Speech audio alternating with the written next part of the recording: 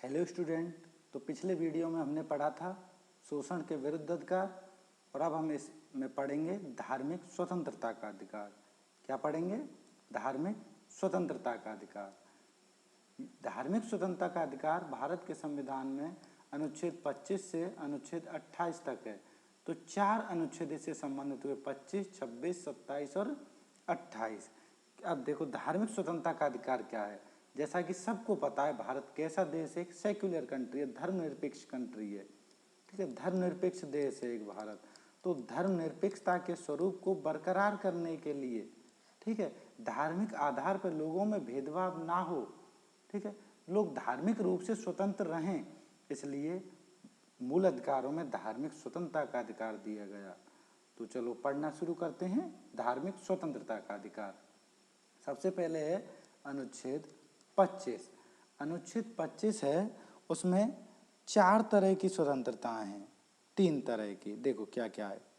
एक तो है अंतःकरण की स्वतंत्रता, जो तुम्हारे हेडिंग में लिखा हुआ है। अंतःकरण होता है मन, ठीक है, अंतःकरण की स्वतंत्रता। और दूसरा मानने की स्वतंत्रता, ठीक है, कि कोई भी धर्म को मैं बताऊंगा, मानने की, आचरण करने की और तुम्हारे प्रचार की। देखो तो इसमें 4 तरह की स्वतंत्रता हुई। एक तो अंतःकरण, एक मानने की धर्म को, तीसरा आचरण और प्रचार। देखो समझो अंतःकरण की स्वतंत्रता क्या है। मैं अपने मन से, यानी कि मेरे मन में जो आ रहा है वो भगवान के साथ, ठीक है, उसके रूपों को अपने ढंग से और अपने हिसाब से मैं भगवान के साथ संबंध बना सकता हूँ। माँ बेटे का, बाप बेटे का, भाई का, जिस चाहे उस स्वरूप में मैं उसको पूजा कर सकता हूँ। ठीक है, तो इसकी भारत में क्या है, स्वतंत्रता है। ये अनुच्छेद कहते मानने का। ठीक है, मैं जिस चाहे उस संप्रदाय को और जिसको चाहूँ उस धर्म को मानने के लिए स्वतंत्र हूँ। एक धर्म से दूसरे धर्म को मैं परिवर्तित भी कर सकता हूँ, लेकिन इसमें भी युक्त प्रतिबंध है। वो किसी प्रलोभन या तो उनको कोई पैसे का लालच नहीं दिया जाना चाहिए या कोई दबाव में ना हो। वो जो धार्मिक परिवर्तन हो रहा, आचरण समझो। आचरण क्या है, ठीक है, कि जो धार्मिक पूजा, परंपरा, समारोह, उसकी आस्था है, विचार हैं, उनका मुझे प्रदर्शन करने की स्वतंत्रता है, उनका आचरण करने की स्वतंत्रता है। ठीक है, मैं धार्मिक आचरण करता हूँ, मैं सर पे चुटिया रखता हूँ, तिलक लगाता हूँ, ठीक है, माला गले में डालता हूँ, रुद्राक्ष डालता हूँ, जनेऊ डालता हूँ, तो उनका मुझे सार्वजनिक रूप से आचरण करने की भी स्वतंत्रता है। अगला क्या है, प्रसार की या प्रचार की स्वतंत्रता। लोग अपनी धार्मिक मान्यताएं हैं, धर्म है, उनका प्रचार प्रसार कर सकते हैं।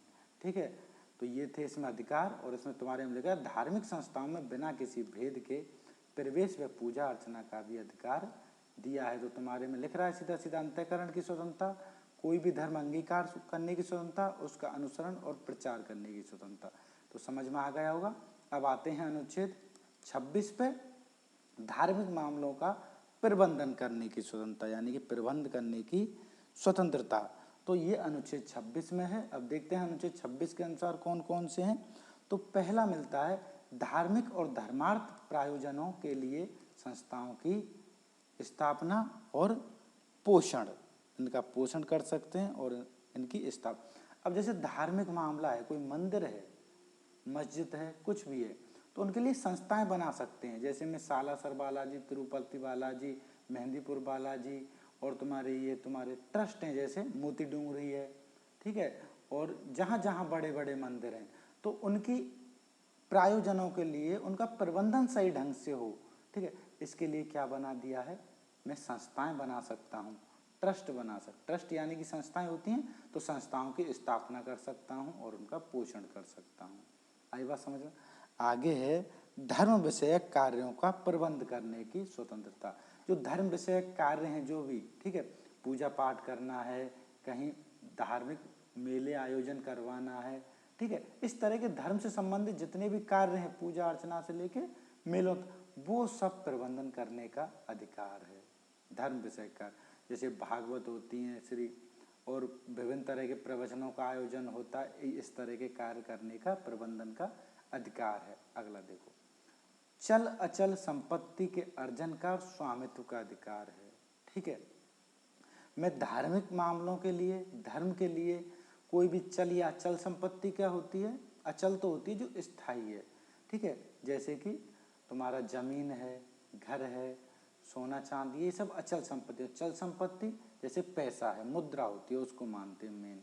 इसके अर्जन का मैं ग्रहण कर सकता हूँ इसको, और स्वामित्व का, और इसका स्वामित्व कर सकता है कौन, धार्मिक मामलों के अनुसार जो धार्मिक संस्थाएं हैं ये इनका कर सकती हैं, याद रखना। और अगला क्या है कि उस संपत्ति का जो इस अनुच्छेद 6 से अर्जित की गई है उसका मैं विधि के अनुसार संचालन करने का भी अधिकार है। कि मैंने कोई जमीन खरीदी मंदिर के नाम से, किसी धार्मिक संस्था के नाम से, ट्रस्ट के नाम से, तो उसका मैं संचालन कर सकता हूँ उस विधि के अनुसार, जो नियम है उनके अनुसार। तो ये तो हो गया अनुच्छेद 26। अनुच्छेद 27 तुम्हारे में है नहीं। ठीक है, अनुच्छेद 27 है क्या, ये थोड़ा सा सुन लो। धर्म की अभिवृद्धि के लिए करों के संदाय से स्वतंत्रता, यानी कि जो सरकार के पास कर आता है उसमें से सरकार किसी भी धर्म, विशेष धर्म के लिए पैसा निकाल के नहीं देगी, या कोई ऐसा कर नहीं लगाएगी कि साहब ये हिंदू धर्म की भलाई के लिए कर है, ये सब पे लगेगा, ये मुस्लिम धर्म की भलाई के लिए कर है, ये सब पे लगेगा। एक तो ऐसा धार्मिक कोई कर नहीं होगा, ना ही जो करों का पैसा है उसे किसी विशेष धर्म को देगी। हाँ, सभी धर्मों को समान रूप से दे सकती है। वैसे भी इसको याद रखने की जरूरत है नहीं, क्योंकि ये तुम्हारे सिलेबस में है नहीं। अब पढ़ते हैं हम अनुच्छेद 28, राजकीय संस्थाओं में धार्मिक शिक्षण पर रोक।